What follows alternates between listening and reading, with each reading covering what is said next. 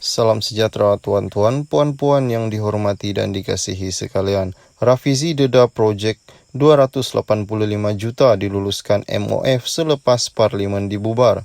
Timbalan Presiden PKR Rafizi Ramli mendedahkan satu lagi surat yang mendakwa kerajaan cuba memberikan kontrak bernilai berbilion ringgit kepada syarikat kroni. Surat berkenaan adalah berhubung projek naik taraf loji bagi kawasan Tadahan Kembentungan bernilai 285 juta Kelang Selatan bertarik 27 Oktober. Rafizi berkata projek itu diluluskan 17 hari selepas Parlimen dibubarkan pada 10 Oktober. Surat itu didakwa daripada bahagian perolehan kerajaan kepada Ketua Setiausaha Kementerian Alam Sekitar dan Air. Ia menyatakan bahawa Kementerian Kewangan telah meluluskan projek berkenaan kepada syarikat sama yang terlibat dalam dua lagi projek tabatan banjir oleh KASA bernilai 285 juta ringgit. Surat ini mengesahkan bahawa ada projek yang diluluskan oleh Menteri BN dan PN selepas Parlimen dibubarkan secara jelas melanggar undang-undang, kata Rafizi dalam sidang media di Ibu Pejabat PKR hari ini. Malaysia kini telah beberapa hari menghubungi syarikat itu untuk mendapatkan maklum balas mereka tetapi tidak berjaya. Rafizi sebelum ini menyifatkan syarikat tersebut sebagai syarikat kroni UMNO.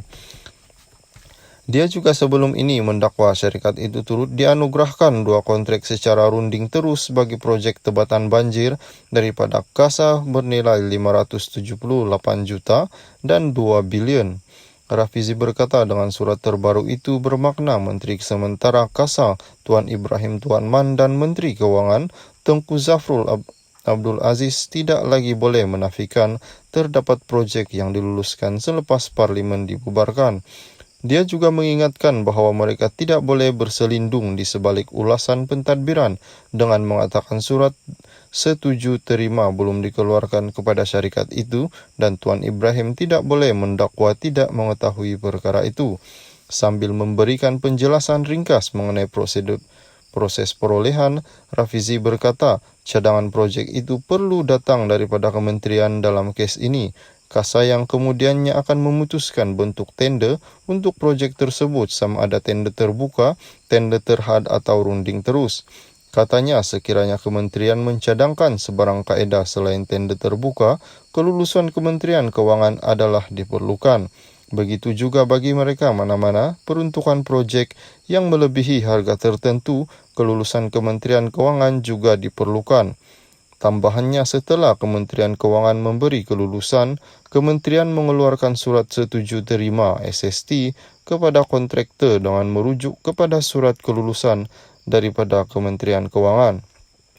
Oleh itu bagi tujuan menentukan sama ada kelulusan sesuatu projek diberikan selepas tarik pembubaran. Tarik yang dirujuk ialah tarik apabila Kementerian Kewangan memberi kelulusan, kata Rafizi. Kementerian dalam kes ini, KASA yang kemudiannya akan memutuskan bentuk tender untuk projek tersebut sama ada tender terbuka, tender terhad atau runding terus. Katanya sekiranya kementerian mencadangkan sebarang kaedah selain tender terbuka, kelulusan Kementerian Kewangan adalah diperlukan. Begitu juga bagi mereka mana-mana peruntukan projek yang melebihi harga tertentu, kelulusan Kementerian Kewangan juga diperlukan. Tambahannya setelah Kementerian Kewangan memberi kelulusan, Kementerian mengeluarkan surat setuju terima SST kepada kontraktor dengan merujuk kepada surat kelulusan daripada Kementerian Kewangan. Oleh itu bagi tujuan menentukan sama ada kelulusan sesuatu projek diberikan